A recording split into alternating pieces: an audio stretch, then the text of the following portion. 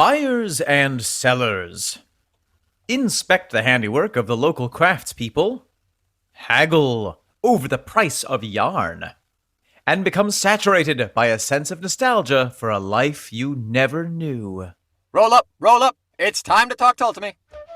Talk Tull to me. Get your Talk Tull to me right here, only 3 shillings apiece. Buy 12 Talk Tull to me's, get one free.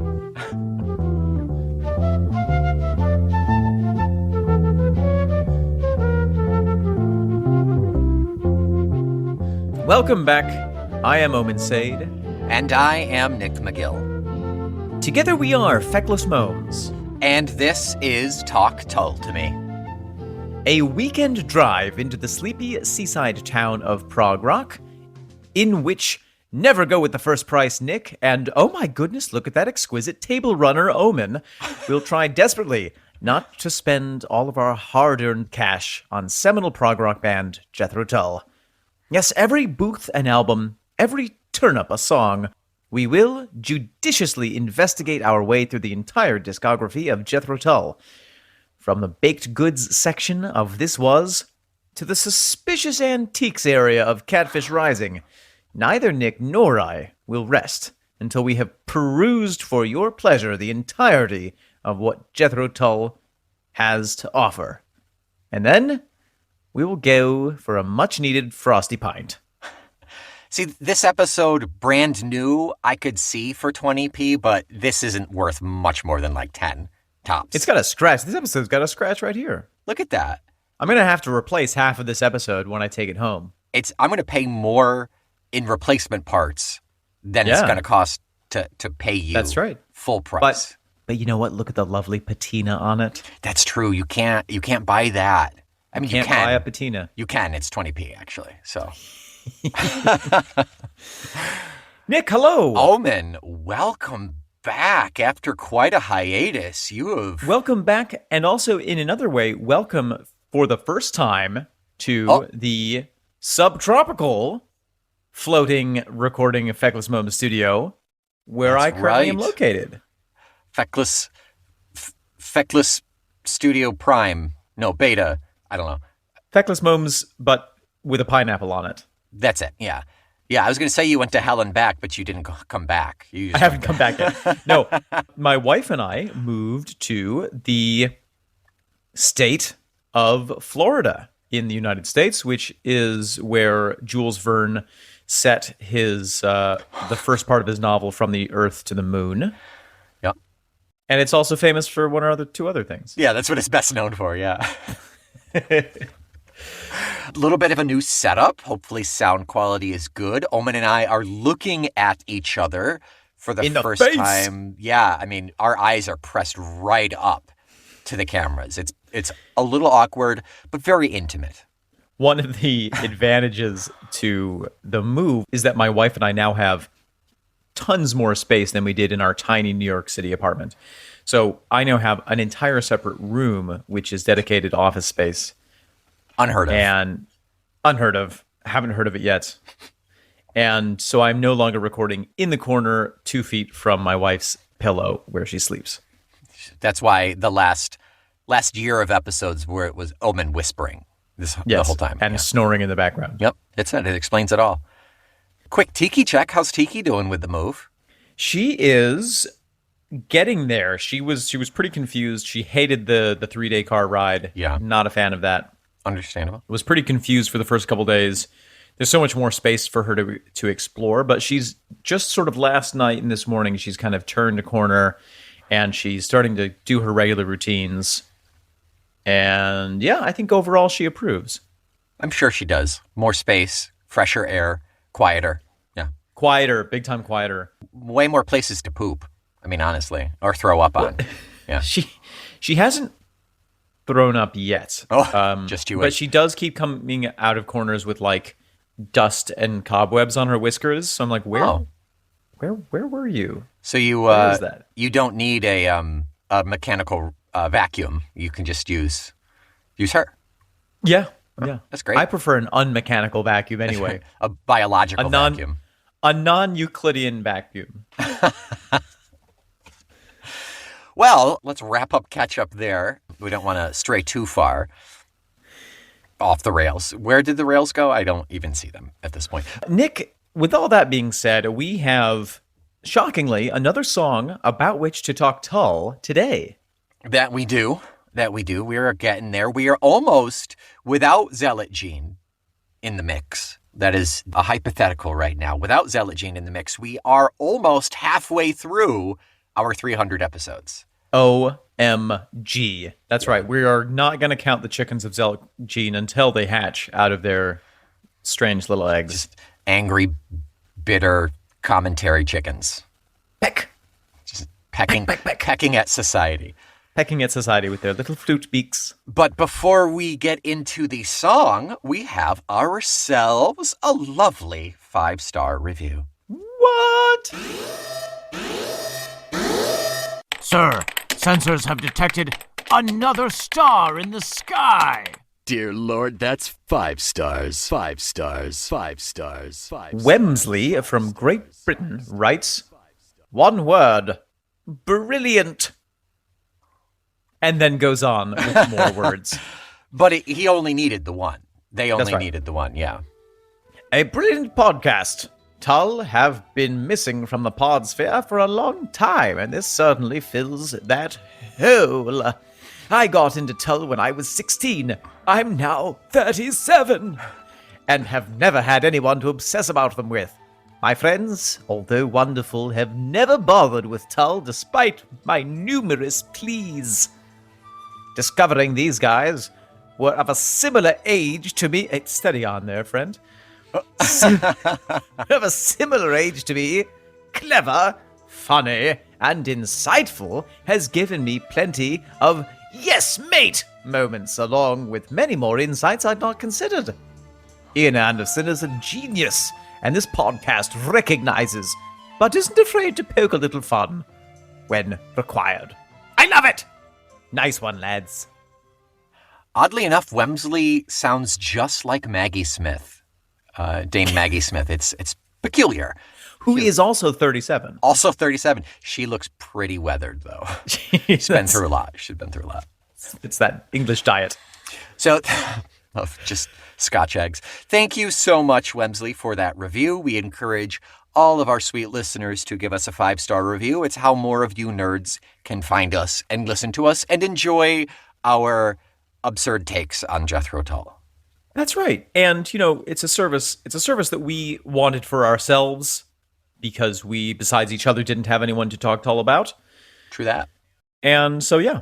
So now we talk Tull to you guys. So thank you. To you. And that's it. You are filling our holes. So, Nick, anything else before we get into the episode today? No. I think we should dive in. This one's pretty meaty in terms of anthropology and etymology. So I think we're setting ourselves up for a pretty thick episode here. So this is the second bonus track off of the Heavy Horses oeuvre. That it is. And Nick, this is actually a song that I have maybe only heard once before, or possibly even never. We'll find out in a moment. I believe that you have heard this one before. You probably don't remember. It's one that I'm pretty familiar with. It is Broadford Bazaar. Let's Broadford Bazaar. Have a potentially new listen.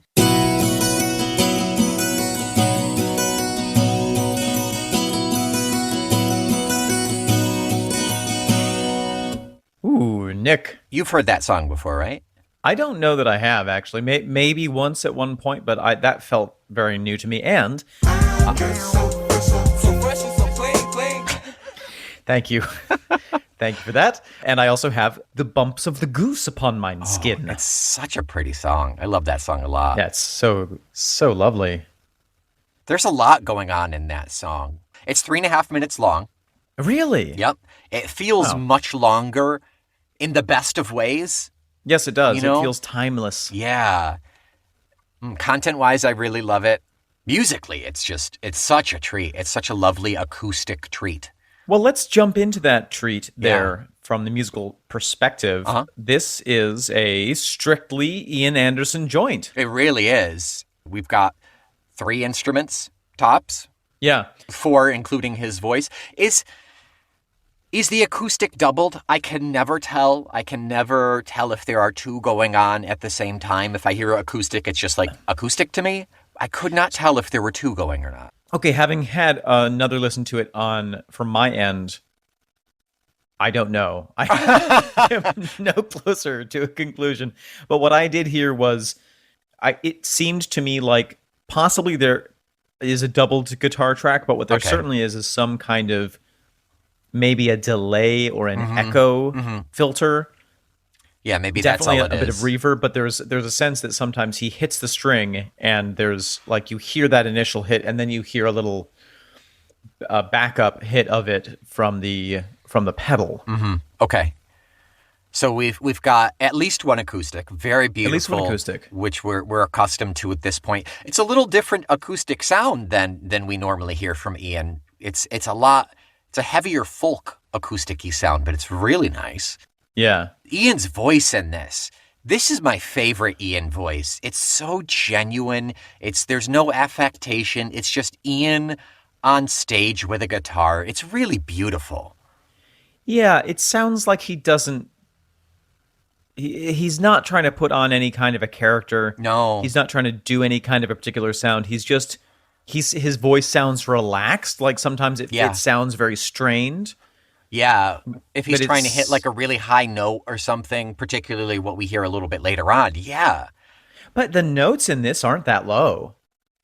No, not really. This is his range. I feel like it's very comfortably in his range. Yeah, and it sounds great. I 100% agree with that.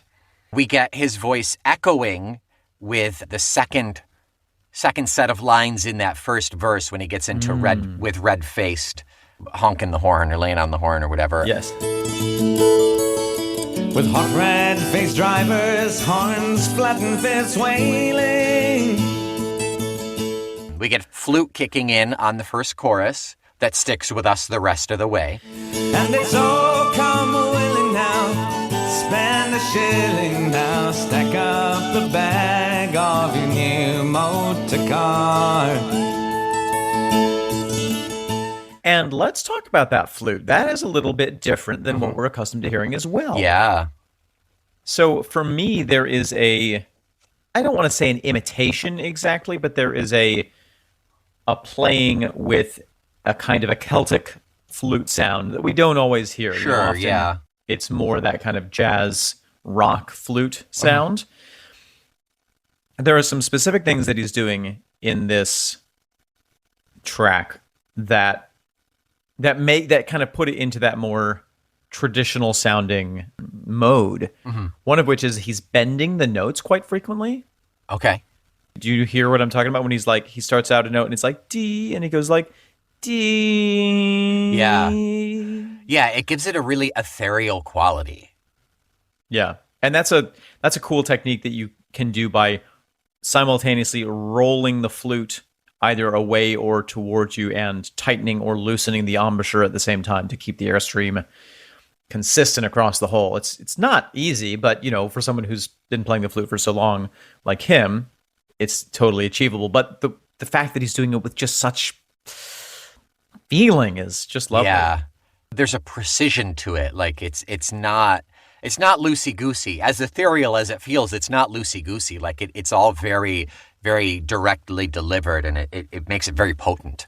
It's not Mother Goosey. It's not Mother Goosey. It definitely isn't.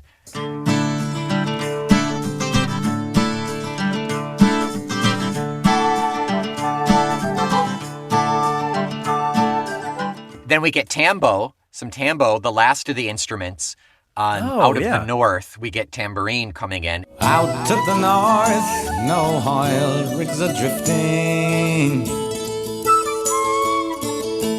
For the rest of it, it's just those four instruments, including Ian's voice, the rest of the song. Yeah, it's great. It switches back and forth between major and minor quite a bit. Okay. The verses are mostly in kind of a minor mode, a minor key, and then it switches into a major chord construction when we get to, and it's all come willing now. Yeah, the chorus, yeah. And it's all come willing now, spend a shilling now, stack up the bag of your new motor car. The flute, just going back to the flute, it also, just the way that I'm trying to think of specifically how to describe this, but he's using some techniques that are very, I think, deliberately referential to traditional, broadly, let's say, Celtic, but, Sure. Northern Scottish and Irish musical traditions. Can you elaborate on that anymore? I won't. Okay. Here. No, I will. Hold on a second. Okay, I don't know the name for it, but I guess they're almost like grace notes. So instead of going dum, he's going da-dum. Yeah. And often that first note is a half step below. So it's not da-dum, but da-dum. Yeah. So all of his approaches are grace noted like that, which is very much in that tradition. He's also doing something in the structure of what he's playing, where for a lot of the times, he's following the melody of the singer, which is himself. Right, yeah. With the flute line. And that's very typical of a lot of those traditions where, oftentimes the flute will be basically doubling the singer's voice. Sure. For a lot of that. And then when the singer drops out and you have an instrumental break, it will do a slightly more complex version of that tune. Yeah. That's nice. Yeah. Yeah. That's really nice. It all ties into a kind of a cultural feel, and I think that taps directly into the content of the song as well. The song is very geographically located. It's a lot like, Acres Wild, where it's the Winged Isle, the Isle of Skye. Come with me to the Winged Isle, northern part is western child. Well, let's talk about that. Yeah. Let's talk about geography, Nick. You know that's one of my burning passions. One of those things you love. I set maps on fire all the time. I love that. No one can stop me. So if you look up Broadford, Yeah. UK, have you done that? I have. Okay. I did an actual chunk of research on this one because it's so Who are you meaty. and what have you done with my podcast host? I know. You will discover that Broadford is a tiny little small town on the eastern north-ish side of the Isle of Skye. So the northern coast of the Isle of Skye, but it's quite far to the south because of the weird shape of the Isle of Skye. That being said, being a tiny little settlement, it is also the second largest settlement on the Isle of Skye. Right.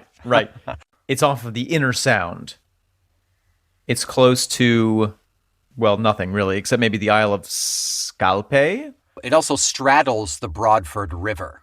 Oh, it sure does. Which is Yeah. which is pertinent to the context of the boats coming in to the town itself, because that is their road. Right. Yeah. So it's sort of the cross. It is the intersection of land travel and sea travel on this island, on the Isle of Skye. And as you pointed out, even though it's a small town, it is the second biggest town on the Isle of Skye. And so naturally, It is where people would congregate from across the island on a weekend to do business.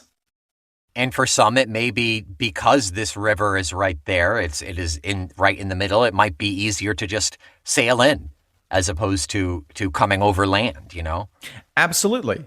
So let's jump into some of the lyrics, Nick, shall we? Yeah, definitely. Dirty white caravans down our road sailing, Viva's cortinas weaving in their wake. Dirty white caravans down narrow road sailing, Viva's cortinas weaving in their wake.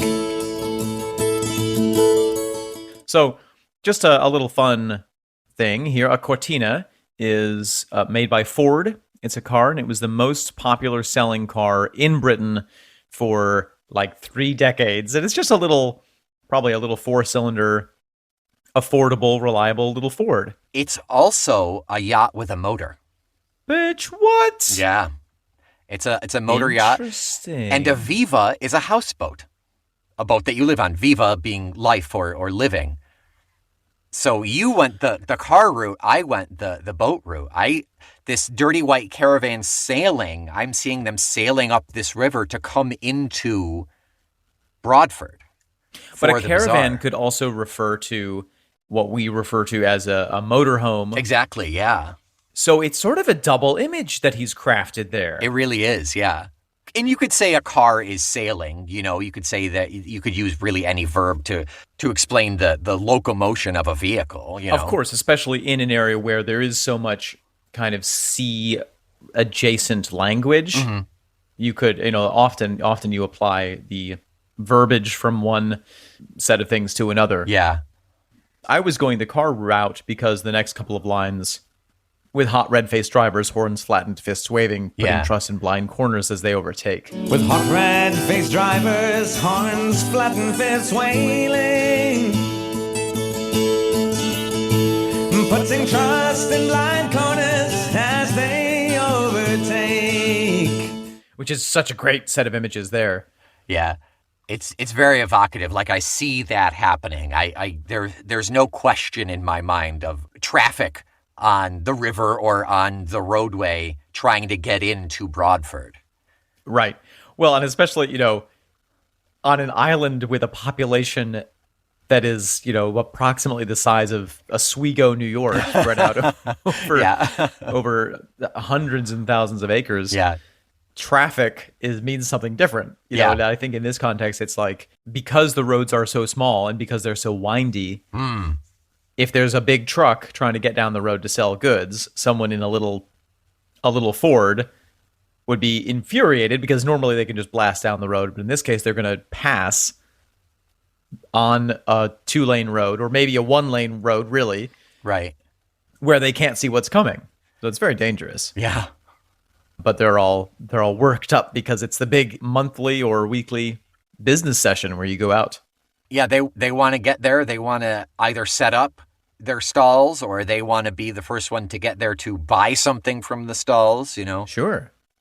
Well, and all this goes back to the market tradition, which is so fundamental to life in the old world, less so here in the States.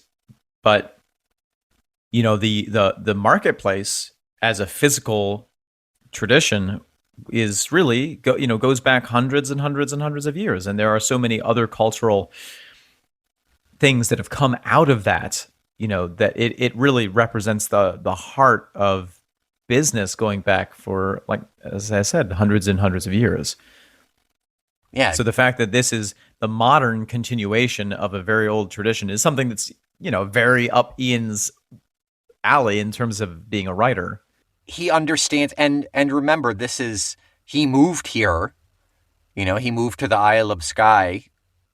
He didn't move here. He set up his salmon farm here. Right. So he was visiting here quite a lot. Yeah, he's intrinsically connected to the culture. And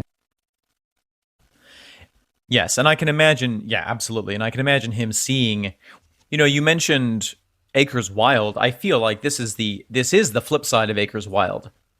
Acres Wild is him coming in as a big rock star with tons of money, being like, yeah, I'm going to help the economy recover with salmon. It was more the fantasy of the economy of the Isle of Skye and what he was going to do for it. But there's also a reference to the fact that the oil rigs aren't there anymore. The jobs for many are down to the few. So there's still like a present awareness.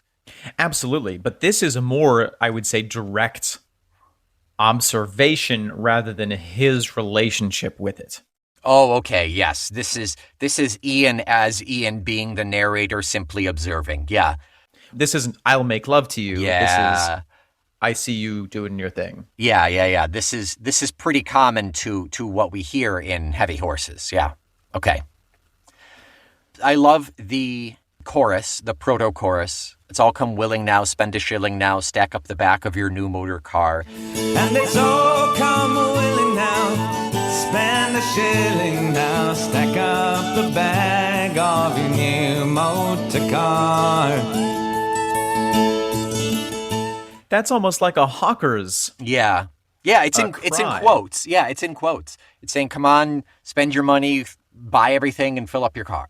And I feel like that is not him reading off of a poster or a billboard. That is him listening to someone standing at their muscle bucket saying, come on, people, buy this. Kind of like what we were joking about in the intro, but that kind of hawking. There's that hawking their wares, there's that ancient tradition, and people still, of course, do it. And it's a highly developed art form in some ways. Yeah. It reminds me, as so many things do, of the Lerner and Loewe musical Oliver. Okay. Who will buy ba-dee-dee-dee-dee-dee? Dee-dee-dee-dee-dee-dee-dee. Who will buy ba-dee-dee-dee-dee? Who? I mean, Do you know that one? no. Will you buy any milk to thy mistress? Any milk to thy mistress? Will you buy my sweet red roses? Any milk to thy mistress? Two blooms for a penny. Anyway, it's a song comprised of people selling things. Gotcha. Moving on with that section of chorus. Moving on as fast as we can. Oliver to the rest of that chorus. There's home-dyed woolens and wee plastic coolins. And there's home-dyed woolens and wee plastic coolins the day of the Broadford Bazaar. Yeah, Nick, have you got anything for Cuillin? I have a little bit, yeah. In any resource of lyrics online have coolins? Coolins? What is it? Question mark, mythical. Yes. So I poked around, and so the Cuillins are a mountain range on the Isle of Skye. Broadford is in the shadow of the Red Cuillins. And there are a number of theories about the derivation of the name Cuillin. It's often suggested that it comes from the Old Norse word Cuillin, meaning ridges. And I buy that one. it also may refer to the keel of a boat, suggesting that it looked like an upturned Viking longship. However, the Gaelic derivations of the name Cuillins suggest that there's a link to Celtic mythology, that the hills are where the Irish mythological demigod Cuillin learned archery from a female warrior. Yeah. I mean, there are a lot of legends about him. He has some connections later down the line with Arthurian mythology as well. Mm-hmm. So is it plastic Cuillins meaning like plastic toy mountains? Is it plastic Cuillins meaning the Irish demigod? It's like a good luck charm, or is it an action figure, basically? I can't find anything on this. I would reckon, if I had to guess, I would bet that it is, based on the information that we have, a little figurine of the mountains. You know, like you might go to some place and they have, you know, like you go to Mount Rushmore and they have a little sure ceramic reproduction of Mount Rushmore. You go to Paris, yeah, and you can't avoid being sold little reproductions of the Eiffel Tower. So it's like a plastic touristy piece of junk. Yeah, absolutely. I think so. I like it. I suspect that what we'll find is all of our listeners from the area will write in and be like, actually, it's a little cup that you drink this out of. It's a, you know, I mean, who knows? But I think that it is probably some kind of memento of the area, some kind of local memento. So the next line gives us the title of the song, Broadford Bazaar. What is a bazaar, Omen? Oh, well, a bazaar is a marketplace. It is a large conglomerate marketplace where people come and sell and buy things. I think that the word is possibly Arabic in its origin. I think it is, yeah. What, should we look that up real quick? Yeah. It's in the States, we would call it a flea market, really. I mean, it's an open air market. Usually it's open air, but there are some places that will set up in an enclosed area and be like a permanent flea market, which I think goes against the idea of a flea market, the inherent existence of a flea market being kind of transient. Sure. So the word bazaar, we get it in the late 16th century from Italian. The Italians got it from the Turkish, and the Turkish got it, like they get all their good stuff, from the Persians. Gotcha. There it is. So, in the States, we do have some examples of something like this. I remember when my brother and I were playing music together. He played the harp and I played the flute. Little ancient history for you. We would go down to the farmer's market there was one in Ithaca, I think. Mm-hmm. And so our version of this are the farmers markets, and in various places you can find really good farmers markets, and they will. Well, there's the one in Rochester, the public market. Yeah, and you can get anything from locally grown produce to cheaply made kitchen implements to local honey. Clothing, all sorts of stuff. Any kind of handicraft. I believe I still have the album of you and your brother playing, so I will drop in a song here. From Rising Sea. That's it, yeah. Oh, boy.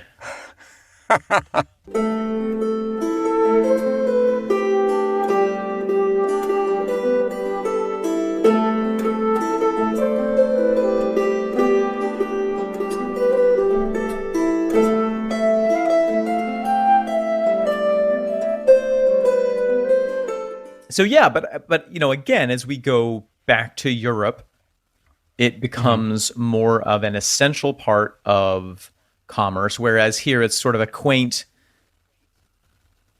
extra bit of commerce that not that many people rely on. But I feel like for an island like this, it really is where people who were subsisting off of the land could stand to make a lot of their yearly income. Or people who have cottage industries, like, they have a main job, but in the evening they spin wool, they might be able to gain additional income that really helps them through the year, especially if the place is in a state of economic decline, as indicated by some of the later lines.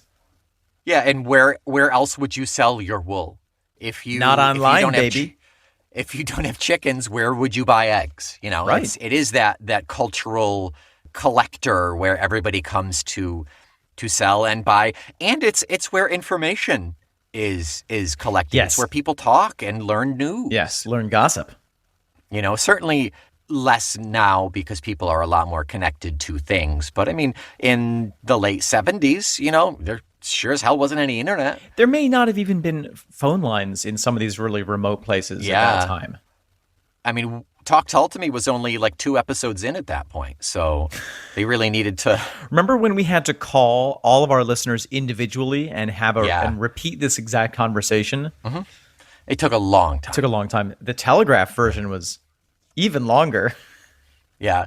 Someone just had to stand there and just wind it up every 20 minutes. Right. I've looked into what it takes to make something a vinyl pressing, with the idea of like, how many Talk Tull to Me episodes can we get on a vinyl? Half of one. It is prohibitively expensive. Yes, no doubt. I think we'd be better off with a music box. Oh, sure, yeah. Just those little tinky little tin pieces, yeah. So the next verse has some really interesting context here. Yeah. That you've already touched on. Out of the north, no oil rigs are drifting, and jobs for the many are down to the few. Blue bottle choppers, they visit no longer like flies to the jam pots they were just passing through. So out to the north, no oil rigs are drifting, and jobs for the many are down to the few. Blue bottle choppers, they visit no longer like flies to the jam pots they were just passing through. Here's one of our first Jethro Tull references to oil rigs. Isle of Skye is, of course, located in the North Sea, which has a bunch of oil reserves underneath it, which have at various points been exploited to the economic advantage of the area. But my impression, and I don't know the full history of it, but my impression is that the oil industry in that area goes through periods of boom and bust, where the technology will develop to the point where they can access a certain oil field, and then they will exploit it. Yeah. and use it all up. And then while they're exploiting it, they create all these kind of local jobs, all these industries form around the oil rigs, and then they dry up and everything collapses. Because you never plan for it to be like, okay, we're only going to get like 3 years out of this. Right. You expect when you hit the big one, it's going to stay. So people move in. People become permanent residents or permanent workers until that time where, sorry, we're going to have to lay you off and you're going to have to move back to Germany or wherever. Yes, or wherever. Or if you're an oil executive, you have a sense of how long it's going to last, but you certainly don't tell all the excited new workers about that. Yeah. In the meantime, you look for another place to dig holes into the ground. Right, exactly. Yeah. So it does seem like this is a place where at various points there have been economic booms because of oil, and now at the time of the song, obviously, there was an economic recession. Yeah. What about the blue bottle choppers? Do you have any theories about that, Nick? Just, it looks like a fly, a blue bottle fly. Yeah, just buzzing around at the jam pots. That's all. But the blue bottle choppers they visit no longer like flies to the jam pots. They were just passing through. There's nothing more there for them. Yeah. I've got a theory that I want to share with you. I think it's wrong, but I want to share it with you. The best theories are the ones that follow after, well, I know this is incorrect, but... So in the antiques world, there are certain types of blue glass that are considered highly valuable. Sure. I have the impression that at various points, tourists come to this island and scour it for valuable antiques that they buy up at a low rate and then take to London and Paris and New York and sell for hundreds of dollars. Whatever the latest antique craze is that hasn't been stripped bare. Exactly. So I kind of feel like the blue bottle choppers, or maybe shoppers, are the ones who are coming into town being like, look at all this cute old stuff. We will buy it. Yes, ship it to me in my New York penthouse. And like flies, they come and eat up whatever's there and then fly away. Yeah. I like that, but I think you're wrong. I do like it, though. also think I'm wrong, and I also like it. I'm glad that we're on the same page.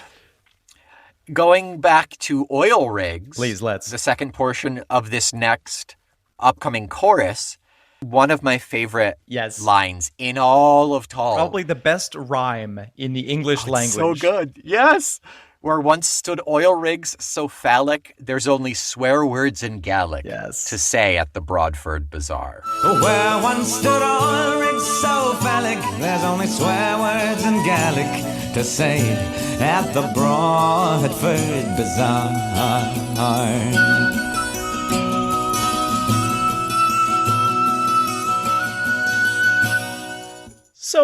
So good. There's something wonderful about this and I think that one of the things that Ian loves about the Isle of Skye is its refusal to die. Like there's something very durable about it. Something very what's the word I'm looking for? Resilient.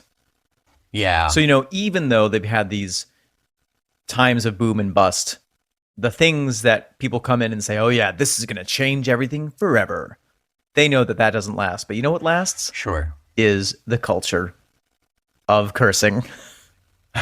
That there are certain things that last, that make the island. It's almost as if the Skyers, this Isle of Skyers. How do you say people who live on the Isle of Skye? Skylanders, Skywalkers, Skyland. Their tradition of cursing is what allows them to survive in these adverse conditions. It is their bread and butter. It's their sustenance. Yes. Would you like some spite on your jam? Yes. Yeah, thank you. Do you want to do some Gaelic swears? Do you have any? I do, yeah. I looked it up. Oh my God, yes. From The Scotsman, the online newspaper, The Scotsman, some Scottish insults here. Boggin is foul-smelling. Yeah. Something is boggin. Yeah. Doty is stupid and simple. A dauber is an idiot or a jerk. Fearty is coward. You're fearty. Gami is a simple-looking idiot. Hey, I've seen a lot of those. Howlin is smelly. Huh. Mince, you're talking mince is rubbish. You're talking, it's baloney. Right. Numpty, we know, is an idiot. Right, Naff is boring. Sure. A roaster is an idiot. Huh. That's fun. Yeah. A tube is an idiot, apparently. They have lots of words for here. idiots. Yeah. I think that Scots and Gaelic are not the same thing. They're not. But I have heard the term Scots Gaelic. Absolutely. Huh. Interesting. Interesting indeed. So moving on to some more interesting word choices here. Yes. The next line comes up. All kinds of people who come down for the opening, crofters and cottiers, white settlers galore. Yeah. All kinds of people come down for the opening. Crofters and cotters, white settlers galore. Or wild settlers galore. That's also a question mark on here. White and wild kind of both work, right? I mean, the Isle of Skye is probably pretty white, I imagine. I would imagine. Also pretty wild. Yeah. Just going back to Gaelic for a minute, I found a list Yes. of Gaelic insults. Perfect. That I will only try to pronounce one of because I know that I'm going to butcher it, but I just want you to hear the difference between the Scots wordage and the Gaelic wordage. So, Okay. here's my attempt. Droch aird curach la gaithe. That's my awful attempt at Gaelic. Oh, we're going to get in so much trouble. And that means, may you be badly positioned on a windy day. It's very clever. I like insults It's very like specific, that. yeah. It's another one that you may leave without returning. So good. So white and wild settlers, also crofters and cottiers. Okay, so that's one that I at least have some sense of. A crofter, they both refer to someone's relationship with work and the land that they work on. And Yeah. I think a crofter is someone who rents the land that they work on, and a courtier is someone who has less control over it, but is basically a land laborer. A croft is a small agricultural unit. So a crofter is the farmer on that. Specifically the land, and they're often part of a large estate where the landowner is the crofter's landlord. Right. Sometimes the crofters can buy their crofts, but more often than not, they rent it and then use the land as a farmer. A cottier or a cotter is a peasant or a farm laborer who occupies a cottage and sometimes a small holding of land, usually in return for services. So basically, they don't get to keep the goods. They act as farm labor to live there, I think. Yeah. It almost seems like a holdout from the days of feudalism. I mean, it's a really, really old system. They're serfs. They're serfs, yeah. And, maybe those terms have survived longer than the exact systems they were used to describe. Oh, sure, yeah. But I think that in either case, these words refer to people who work the land, are attached to the land, and depend on the fruits of their labor, literally in some cases, for their survival. Yeah, I agree. I think it could be more of a catch-all term, but it's basically what it's telling us is these people are working that land, and that is their livelihood. And then wild settlers galore. I mean, I wonder if that refers to someone who just has gone off into the hills to create a space for themselves and is somehow subsisting.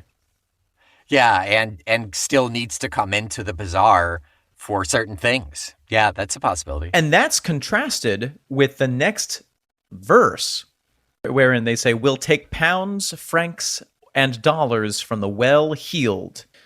So that leads me back to that feeling that maybe there are, travelers with means who are coming in to the quaint little town in the Isle of Skye, much like Ian Anderson is.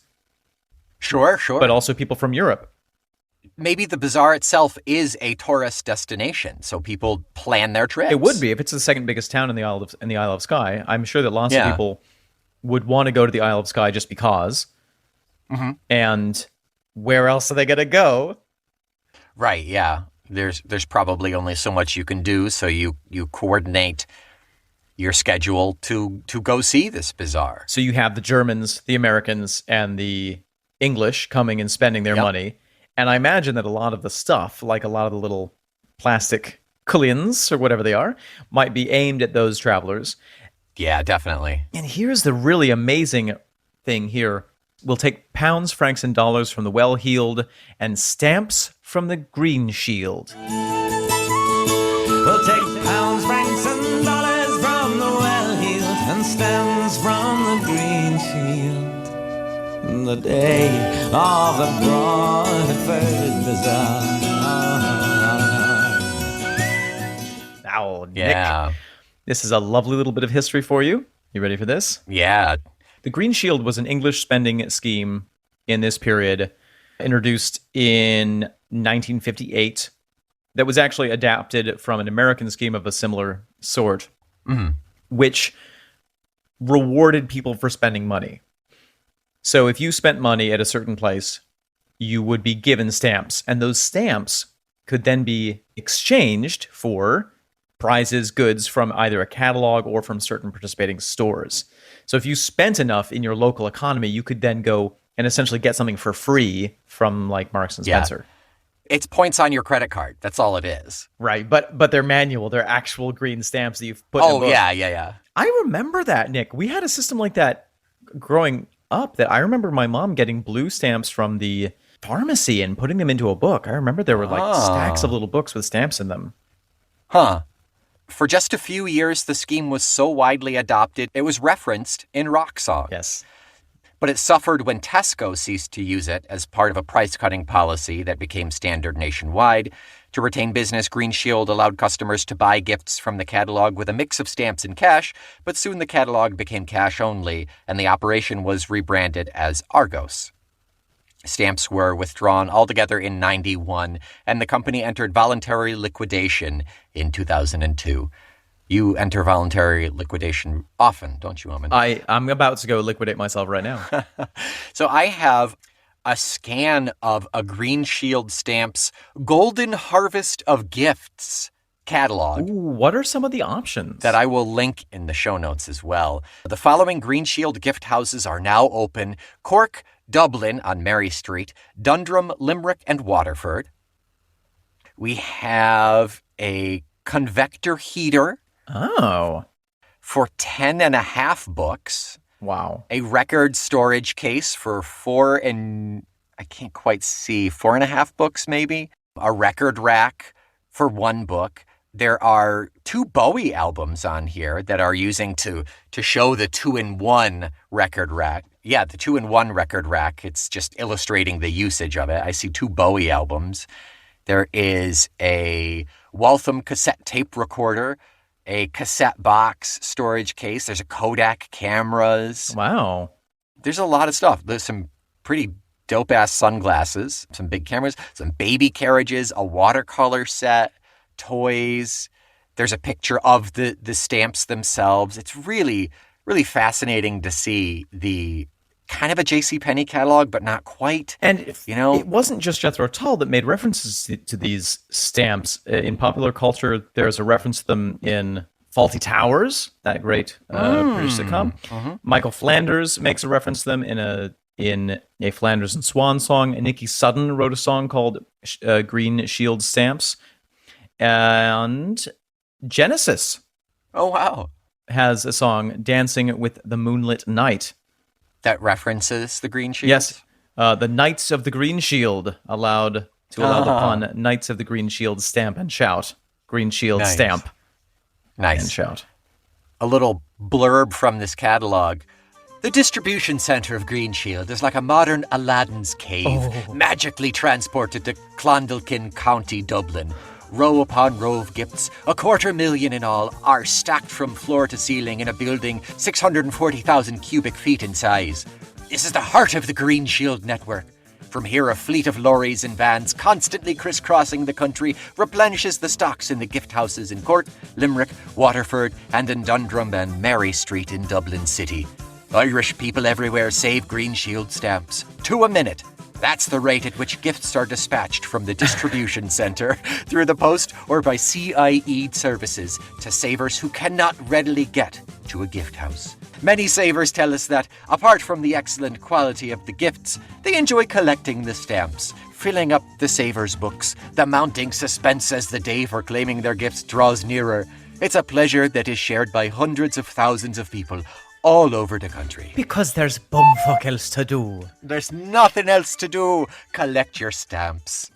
I have the impression that the stamps are associated with poorer areas. Sure. You know, areas of less vibrant economic activity. There's something in the line, there's a line reference in the Fawlty Towers mention here. In a 1979 episode of British sitcom Fawlty Towers, an American tourist sarcastically asks Basil Fawlty, "What do you get for living in a climate like this? Green stamps?" What do you get for living in a climate like this? Green stamps, it's terrible. It at least gives the illusion of more bang for your buck, and Right. every penny counts. Absolutely. But it also encourages people to spend money, especially in areas, Well, right, and I yeah. think that whoever invented this might have been an element of trying to just get people to spend more money to ramp up the economy. Sure, absolutely. If everybody is pinching pennies, then there is no economy to be had. Indeed. There's also like a moderation of, well, not everyone should be spending all of their pennies just to get green stamps, because what tripe are you getting from that? Yeah. So it is the ultimate economic challenge, I guess, you know? So, anything else on Broadford Bazaar from the lyrics? I feel like this has been a very reference-heavy episode, and we may have even gotten some of them right. I'm guessing at least 25%. Oh, I think that's lovely to see that you're exercising optimism, Nick. It's rare that I do, but no, I don't have anything else for this song. I like it. It being relatively, potentially completely new for you. How do you feel about this song? It's haunting. It is, yeah. I feel there's something very sad about it. There's something very beautiful about it. It, for me, combines the nostalgia of Up the Pool Okay, sure. with some of the deep observational activities that Ian is so well known for at this point, with also some of the really gut-wrenching economic realities of the British Isles at that time. Yeah, it's a very cool little anthropological snapshot.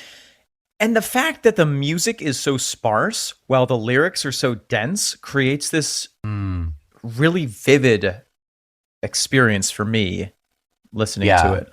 He's giving us a note of geography in time. It's this self-contained little entity of what is most likely going on at that time. And it's like you said, with it being so musically simple, it gets the point across, and it allows you to really kind of absorb what he's trying to say here.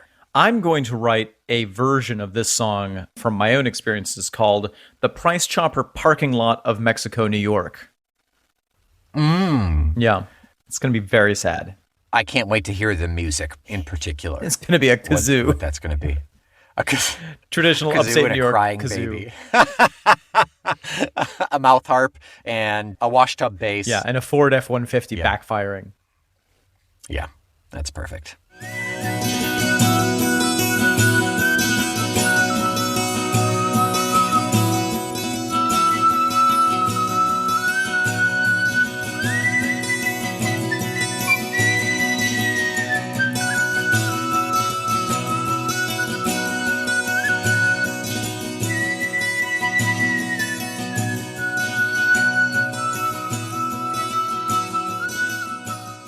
Next week is a song I am confident you've never heard before.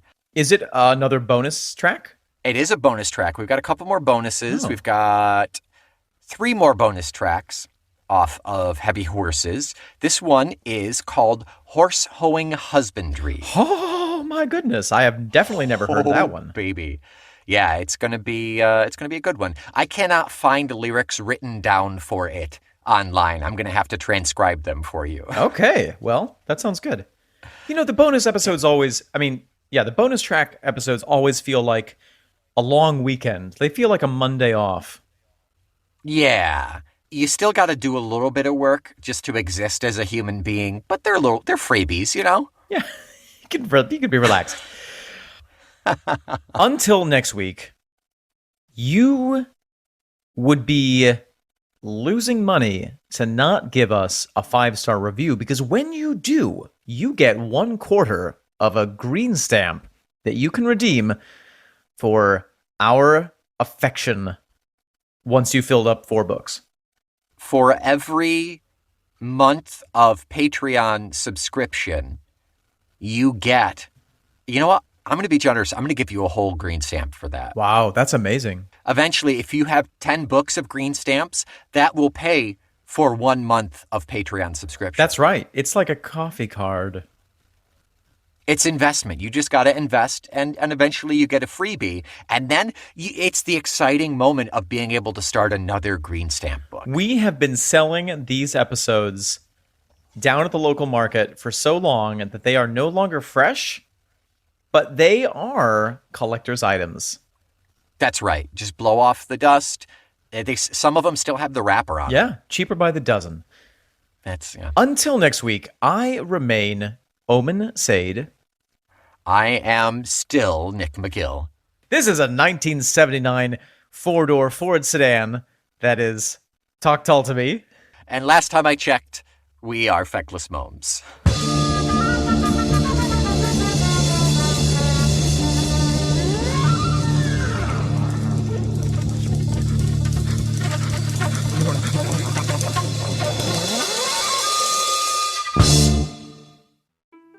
Remember, Margaret, we have to buy eggs. We can't spend any money until we get eggs, butter, and bread. Of course, Seamus, of course, yes. Well, I've got an extra penny from the milk money that I say, oh my goodness, look at that shawl. Oh, it's such a lovely fabric. Margaret, we can use the burlap sack for a shawl. Find us milk, eggs, and butter. Aren't you always right, Seamus? Yes, of course. Yes, here's a piece of milk that I found. Good, we'll save that. We don't have to buy any. My goodness, look, it's a little figurine of the Virgin Mary. That would just make me pray on my knees so hard every night. We'll carve that in the butter after we buy the butter. Focus. Eggs, butter, bread. You're never wrong, are you? You're never wrong. I'm never wrong. The back of my hand is never wrong, Margaret. Oh, hello, Polly. Did you hear the gossip from the other side of the hill? That's right. That's right. The boy down from the road is definitely an homosexual. Homosexuale. It's Italian. Oh, it sounds exotic. Yes, well, it rather is. He's gone off to England. Margaret, focus. Oh, yes, of course, Seamus, yes. Focus. Eggs, bread, butter. Butter eggs, and milk. bread, Eggs, butter. butter. Listen to that music, Seamus. Why don't we have a wee dance like we did on our wedding night? Whoa. Margaret, it was in my vows, you know I would never dance again. I'm sorry, that was the devil talking. I don't know what came over me. Seamus, look over there. For just Margaret, what is it? 3 pennies, you can buy a whole gallon of Talk Tull to me. Oh, God save me. Struth, you know, Margaret, that Talk Tull to me is a proud member of the Feckless Momes audio network, and they're just as exotic as that homosexual.